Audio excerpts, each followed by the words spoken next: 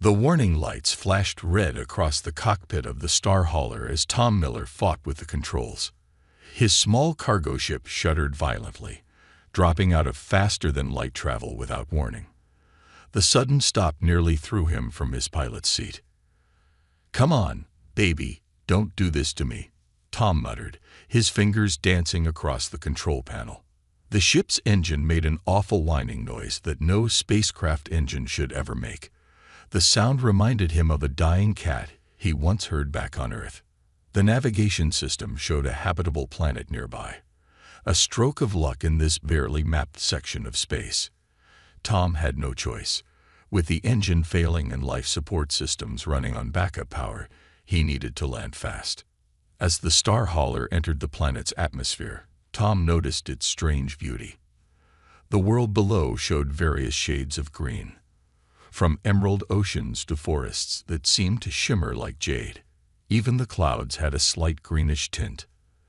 "At least it's pretty," he said to himself, "and the air is breathable according to the sensors. Could have been worse." The landing wasn't gentle. The ship bounced twice on a grassy field before coming to rest near what looked like a settlement. Tom checked his emergency beacon, dead like most of his other systems. He grabbed his survival kit and emergency translator, then headed for the exit. The air outside smelled sweet, like fresh-cut grass mixed with honey. Tom had barely taken 5 steps when he saw them coming.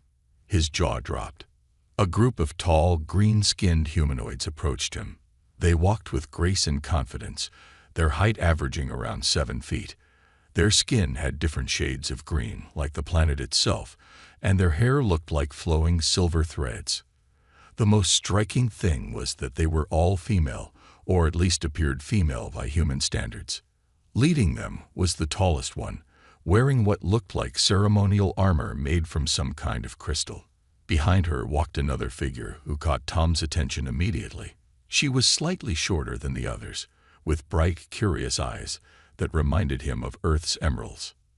The translator in Tom's hand peeped as it connected to their communication frequencies. The leader spoke first, her voice carrying authority. "I am High Chieftain Crystal Mountain, leader of this colony. You have landed in our sacred gathering grounds." Tom bowed slightly, hoping it was the right gesture. "I apologize for the intrusion, High Chieftain. My ship suffered an unexpected failure. I'm Tom Miller, a freight pilot from Earth." The younger one stepped forward, her eyes sparkling with interest. "A human. Father spoke of your kind." She turned to the High Chieftain. "Mother, this must be fate." Tom noticed how the others reacted to the young woman's words, a mixture of respect and nervousness. The translator provided her name as Rose, apparently named after Earth flowers she had studied. The High Chieftain looked at her daughter, then back at Tom. "Indeed, your arrival is most fortunate. My daughter, Rose Morning Light, has reached the age of choosing. She requires a mate of intelligence and capability." "I'm sorry," Tom said, feeling confused. "I don't understand. I just need some help with my ship's repairs." Rose stepped closer, standing directly in front of him. Despite being 2 feet taller, she managed to make the gesture seem almost shy. "I choose this human as my intended mate," she announced formally. The other women gasped. Tom felt his heart skip a beat.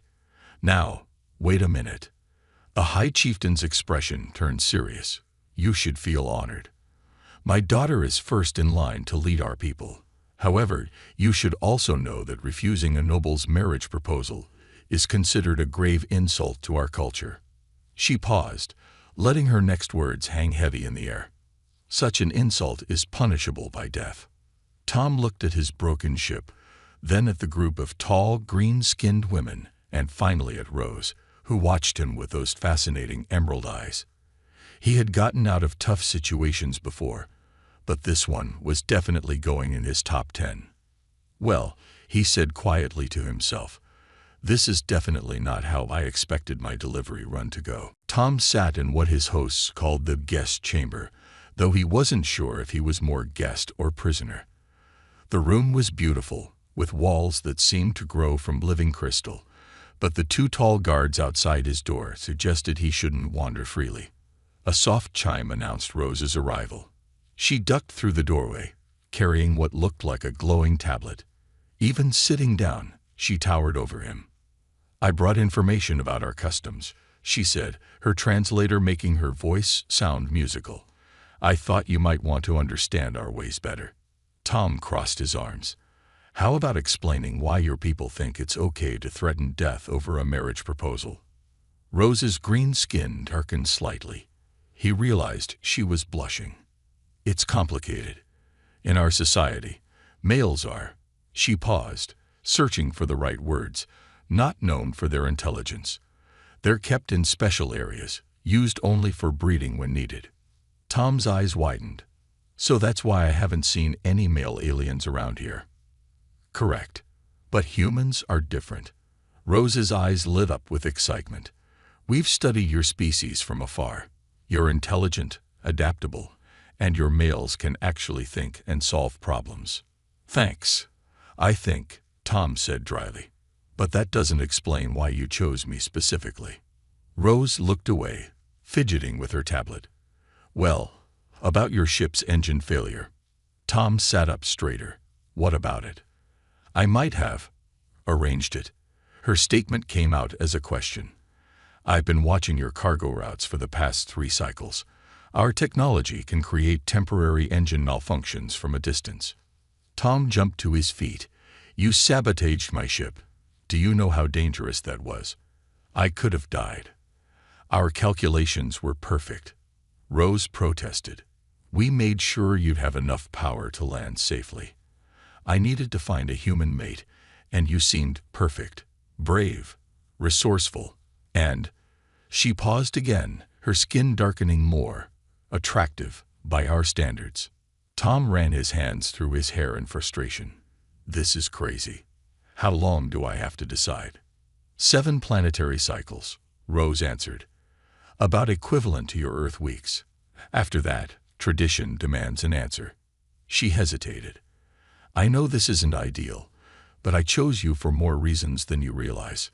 Before Tom could ask what she meant, the door chimed again. A shorter green-skinned woman entered, carrying what looked like food. "Your evening meal," she said, placing the tray down. "I'm Leaf, Rose's personal assistant, and if I may say, you're causing quite a stir in the colony." Tom looked at the food. Strange purple fruits and what appeared to be some kind of blue meat. "How so?" Leaf smiled. "You're the first outsider to ever receive a noble's proposal. Some are scandalized, others are fascinated. The males in the breeding quarters are especially interested." "The males?" Tom asked, picking up what he hoped was a safe piece of fruit. "They think you might help change things," Rose explained. "Your presence here, it's already making people question our traditions." Tom bit into the fruit. It tasted like a mix of strawberry and mint. "So I'm not just a potential husband, I'm a political statement." "You're a chance for change," Rose said softly. "Our society needs it, even if many don't realize it yet." She stood up, her head nearly touching the high ceiling. "Think about it, Tom Miller. You have 7 cycles." And she added, walking to the door, "I hope you'll give me a chance to show you that not everything about this situation is terrible." After they left, Tom lay back on his oversized bed, staring at the crystal ceiling. In one day, he'd gone from simple cargo pilot to potential alien husband and political revolutionary. The fruit's sweet taste lingered in his mouth as he wondered what other surprises this green world had in store for him. 1 week to decide between marriage and death, he muttered to himself. No pressure at all. After 3 days on the green world, Tom decided to stop sulking in his room and start exploring his options. His first stop was the colony's library, where he hoped to find something useful in their laws and traditions. "You cannot access these records," the librarian told him, looking down at him with stern yellow eyes. "They are for nobles only." "He's with me." Rose's voice came from behind them. The librarian bowed immediately and stepped aside. Rose smiled at Tom. "Looking for a way out?" Tom shrugged. "Can't blame me for trying. It's not exactly fair to trap someone with a marry or die choice. Instead of being offended, Rose nodded. Come with me. I want to show you something. She led him through the crystal corridors to her personal study. The room was filled with screens showing data about Earth and other human colonies. Tom noticed his own cargo ship's flight patterns on one of them. You really did plan this whole thing, didn't you? He asked. I did, Rose admitted, but not just for marriage. She waved her hand, and the screens changed to show statistics about their society. Look at these numbers. Our population is declining. Our males are becoming less fertile with each generation. Our rigid traditions are killing us slowly. Tom studied the data. And you think bringing in human DNA will help? Not just the DNA. Rose sat down, making herself closer to his height. We need new ideas, new ways of thinking. Our society has been the same for thousands of years. We're dying because we refuse to change. Before Tom could respond, an alarm sounded through the building. Rose jumped up. The male's quarters, she said, looking worried. Something's wrong. They rushed to a large compound on the colony's outskirts. A crowd had gathered around two fighting males. Massive, muscular beings with dark green skin. Unlike the females, they seemed barely civilized. Stop this, Rose commanded, but the males ignored her. Tom watched the scene, noting how the guard seemed unsure what to do. Then he had an idea. He grabbed a nearby water hose and sprayed both fighting males. The cold water shocked them into stopping. The crowd fell silent. No one had ever seen someone handle a male fight so simply. That's brilliant, Rose whispered. We always use stun weapons, which often hurt them. This is so much better. One of the males, still dripping wet, walked over to Tom. Everyone tensed, but the male simply nodded respectfully. You think different, he said in broken speech. We watch you. Hope you stay. Back in the main building, Tom's mind was racing. Your males can talk. I thought they were just for breeding. Rose looked embarrassed. They're not as primitive as we pretend they are. Our society made them this way, keeping them isolated, treating them like animals. Some of us have tried to change things, but tradition is killing your society, Tom finished. He paced the room, thinking hard. Rose, what if there's a way to fix both our problems? My death sentence and your dying traditions. She leaned forward, interested. What do you mean? There must be some old laws we can use. Something about proving worth or challenging traditions. Every society has loopholes. Rose's eyes widened. The trials of worth. They haven't been used in centuries, but they're still in our laws. Any potential mate can prove their value through 3 challenges. And if I pass, you would earn the right to make your own choice, Rose said excitedly. And more importantly, you'd prove that outsiders can be worthy. It could change everything. Tom smiled for the first time in days. Now that's more like it. Much better than just sitting around waiting for execution. Rose touched his shoulder gently. Tom, you should know. The trials are dangerous. Some have died attempting them. Well, he said with a grin, beats certain death by execution, doesn't it? Plus, he added more seriously, I think your society is worth fighting for. Even if I don't stay, maybe I can help make things better. Rose's emerald eyes shone with hope. We'll start preparing tomorrow. You'll need training. First, Tom said, I need you to tell me everything about these trials. Everything. No more secrets. The training room echoed with the sound of Tom hitting the floor for the 10th time that morning. His body ached, but he got back up, facing his instructor, a tall female warrior named Storm. Again, Storm commanded, you must learn to use your smaller size as an advantage. Our warriors will expect strength. Show them cleverness instead. Tom wiped sweat from his forehead and took his stance again. This time, when Storm charged, he ducked low and used her momentum to flip her. She landed with a surprised grunt. Better, she said, actually smiling. Much better. Rose watched from the sidelines, making notes on her tablet. Over the past few days, she had been teaching Tom everything about the 3 trials he would face. The first was combat, the second was wisdom, and the third, she hadn't told him about the third yet. "That's enough combat training for today," Rose announced. "We need to study the ancient texts." Tom groaned but followed her to the library. His muscles screamed in protest as he sat down. "You know," he said, "when I became a cargo pilot, I didn't expect to end up studying alien philosophy and learning how to fight." Rose placed an old crystal tablet in front of him. "Life is full of surprises.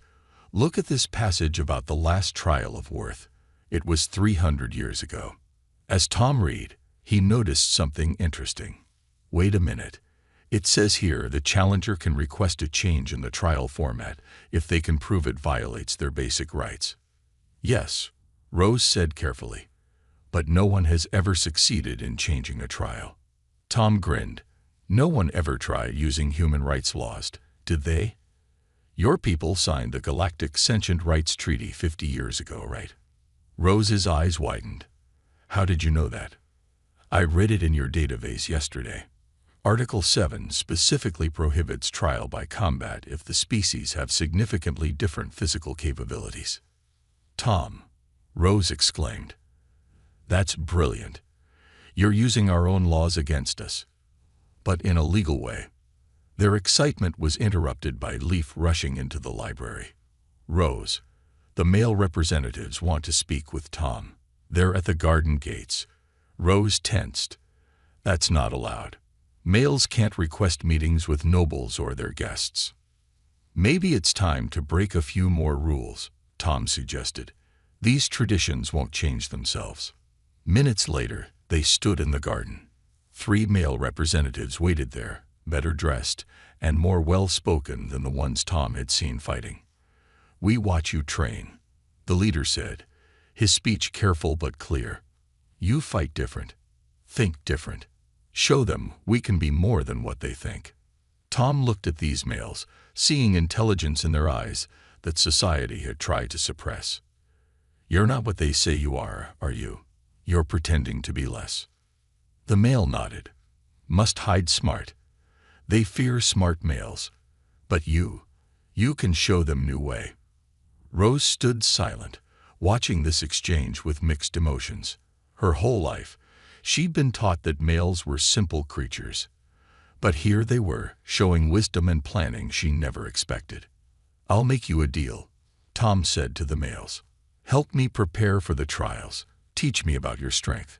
In return, I'll show everyone exactly what you can do, what you've always been able to do."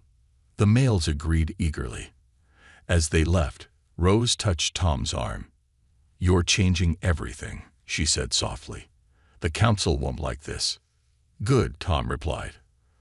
"From what I've seen, they need a wake-up call." "But Rose," he turned to face her, "you still haven't told me about the third trial." Rose looked away. "Because it's the most dangerous. It's called the Trial of Spirit. It uses our ancient technology to link minds. If you fail, you could lose yourself completely." Tom felt a chill run down his spine. Combat he could handle. Wisdom he could study for. But linking minds with alien technology, that was a whole new level of risk. "When were you planning to tell me this?" he asked quietly. "When you were too invested to back out," she admitted honestly. "I'm sorry, Tom. I'm still learning to break bad habits." Tom sighed. "Well, at least you're honest about being dishonest. Come on, let's get back to training. Apparently, I need to prepare my mind as well as my body." The day of the trials arrived with the planet's 3 suns creating a rare purple dawn. Tom stood in the preparation chamber, wearing ceremonial armor modified for his human size. The past week had been intense, combat training with both Storm and the male representatives, endless study of laws and traditions, and meditation to prepare for the mind-linking trial. "It's time," Rose said, entering the chamber. She looked different today, wearing the full regalia of a future chieftain. "The entire colony has gathered to watch." Even representatives from other settlements have arrived. No pressure, Tom muttered, adjusting his armor. Just the future of an entire society resting on whether a human cargo pilot can pass their ancient trials. The main arena was massive, carved from living crystal that pulsed with soft light. Thousands of green-skinned aliens filled the seats. Tom noticed a separate section where the males sat, segregated from the females, but watching intently. High Chieftain Crystal Mountain stood from her throne. Today we witnessed the trials of worth, not performed in 3 centuries. Tom Miller of Earth seeks to prove his worth through our ancient traditions. The crowd murmured. Many had opposed allowing an outsider to attempt the trials, but ancient law was clear. Any chosen mate could try. The first trial is combat, the High Chieftain announced. The challenger must defeat 3 warriors in succession. Tom's first opponent stepped forward. A giant, even by their standards. He remembered Storm's training, used their size against them. The battle began. Tom dodged the warrior's powerful but slow strikes, using his smaller size and quicker movements to tire her out. When she charged, he sidestepped and used her momentum to send her crashing down, just as he practiced. The crowd gasped. The males in their section started cheering. The second warrior was faster, but Tom had trained with the males in secret. He knew how to handle strength greater than his own. Using a combination of human martial arts and their own fighting styles, he managed to force a submission. The third warrior proved the hardest. She was both strong and smart, nearly catching Tom several times. The battle lasted almost an hour. Tom's muscles burned, but he remembered what was at stake. When she attacked high, he went low, sweeping her legs and pinning her in a hold the males had taught him. The combat trial is past, the High Chieftain announced, trying to hide her surprise. Rose beamed with pride, but Tom knew the hardest parts were still to come. The second trial is wisdom, the High Chieftain continued. Answer 3 riddles from our ancient texts. The first riddle was about their planet's cycles. Tom had studied this extensively. The second tested his knowledge of their traditions, which he learned through countless hours in the library. The third riddle made him pause. What grows stronger by breaking its own laws? Tom thought carefully, then smiled. A society, he answered clearly. When laws become chains rather than supports, breaking them leads to growth and renewal. A shocked silence fell over the arena. That answer challenged centuries of their rigid traditions. The wisdom trial is past, the High Chieftain declared, though her voice carried a note of concern. Rose stepped forward. Mother, before the third trial, I invoke the right of challenge modification. Murmurs swept through the crowd. Tom and Rose had planned this carefully. Under the Galactic Sentient Rights Treaty, Article 7, Rose continued, we cannot force a member of another species to undergo mental linking without proper safety protocols. I propose an alternative third trial. The High Chieftain frowned. What alternative? Let him speak, Rose said. Let him share his vision for our future. Let all judge if his words show true worth. The council huddled together, discussing frantically. Finally, the High Chieftain spoke. The request is granted. Prepare yourself, Earth human. You will address the entire colony tonight. As the crowd dispersed, Tom released a breath he hadn't realized he was holding. That was the easy part, he said to Rose.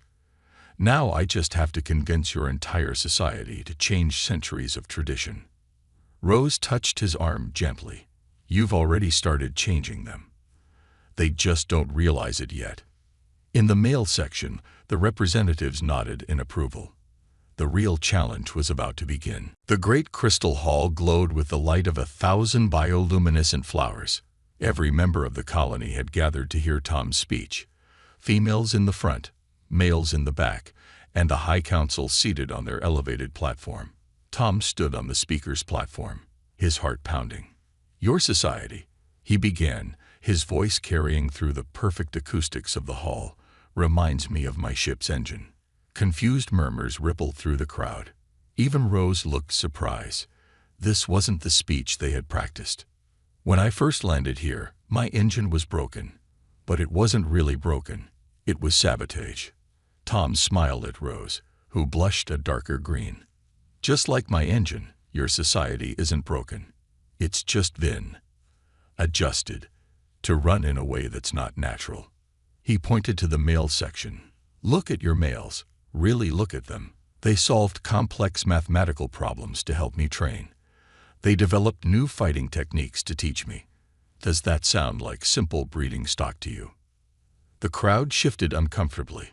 Several council members frowned. And look at your females, Tom continued. So strong, so capable, yet bound by traditions that force them to threaten death over marriage. Is that the mark of a truly strong society? One of the male representatives stood up, an action that caused gasps throughout the hall. But before the guards could react, he spoke with perfect clarity. We hide our wisdom. We play dumb. We do this to survive. But we are your brothers, your sons. We can be more. The High Chieftain rose, her face stern. This is highly irregular. Yes, Tom interrupted. It is irregular. Just like a human attempting your trials. Just like your daughter choosing an outsider. Just like using an ancient treaty to change those trials. Sometimes irregular is exactly what we need. Rose stepped forward. Mother, remember what Father used to say before he died. A tree that cannot bend will break in the storm. The High Chieftain's expression softened at the mention of her late mate. Tom pressed on. I spent time with your males. They're not violent by nature. They're violent because you keep them caged. I studied your history. You once had a balanced society, before fear and tradition divided you. He walked to the center of the platform. You don't need to force people to marry under threat of death. You don't need to keep half your population suppressed. Look what Rose and I accomplished together as equals. We changed your ancient trials. We found legal ways to challenge traditions. We showed that cooperation is stronger than coercion. The hall had fallen completely silent. I stand before you, having passed your trials of combat and wisdom. But the true test isn't about proving myself worthy of marriage. It's about proving that change is possible. That tradition can adapt without breaking. That strength comes in many forms. Tom turned to face the High Council directly. Your population is declining. Your males are growing more rebellious. Your youngest members are questioning your ways. You can either adapt and grow stronger, or cling to tradition and watch your society crumble. One of the oldest council members stood up. And what would you suggest, human? Start small, Tom replied. Let the males attend council meetings. Allow them to educate themselves openly. Stop the death threats for rejected proposals. Create a council that includes both male and female voices. Rose stepped up beside him. And let love grow naturally, without coercion, like it did for me and Tom. The words slipped out before she could stop them. The hall erupted in shocked whispers. The High Chieftain raised her hand for silence. You speak of love, daughter. Rose stood tall. Yes, mother. What started as a calculated choice became something real. Something that grew not from tradition or obligation, but from respect and understanding. Tom took her hand, ignoring the gasps from the crowd. That's the final truth I want to share. Real change, like real love, can't be forced. It has to be chosen. The High Chieftain stood silently for a long moment, looking at their joined hands. The entire colony held its breath, waiting for her response. The silence in the crystal hall stretched for what felt like hours. Then the High Chieftain did something no one had ever seen before. She laughed. The sound echoed through the hall, bouncing off the crystal walls.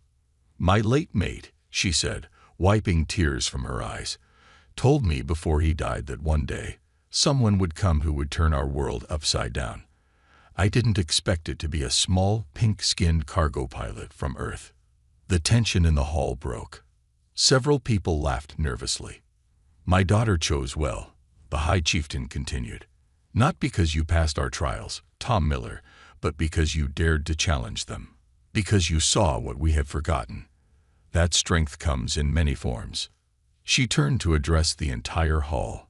The human has passed all trials, including this final test of spirit, not through mind-linking, but through honest words that touched our hearts.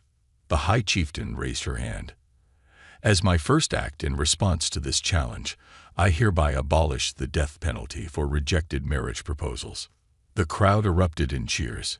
Several young females hugged each other in relief.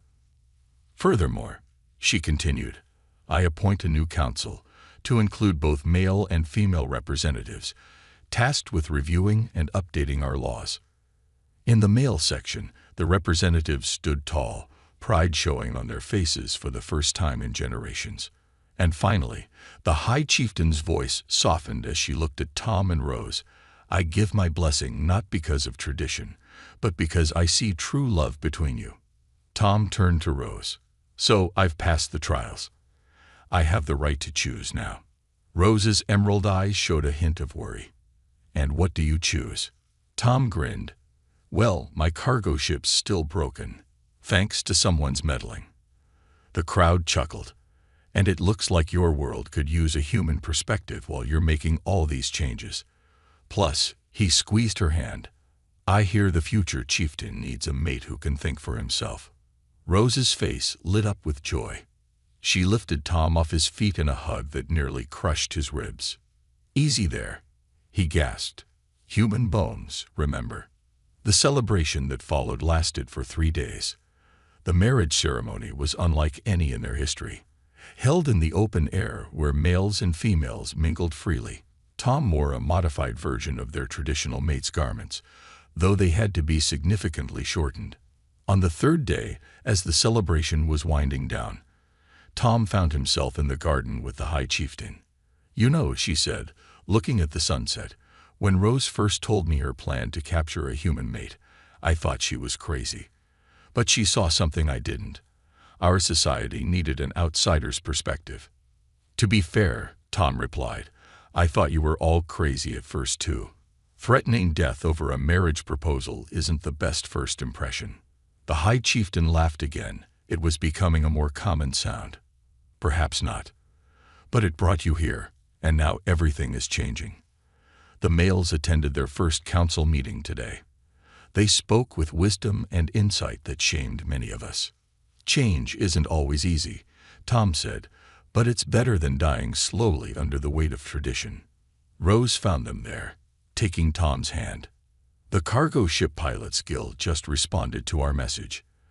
They're interested in establishing a regular trade route to our world. Good, Tom smiled. More chances for cultural exchange.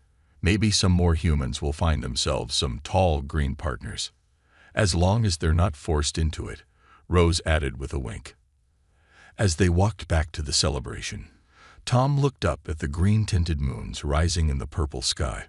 1 month ago, he'd been a simple cargo pilot making routine deliveries. Now he was helping to reshape an entire society, and he had found love in the most unexpected place. You know, he said to Rose, for a forced marriage, this didn't turn out so bad. Rose leaned down and kissed him softly. Who said anything about forced? I chose you, remember? I just had to be a little creative in getting you to land. Creative. Tom laughed. Is that what we're calling spacecraft sabotage now? Above them, the stars twinkled, promising new adventures for this most unusual couple and their changing world.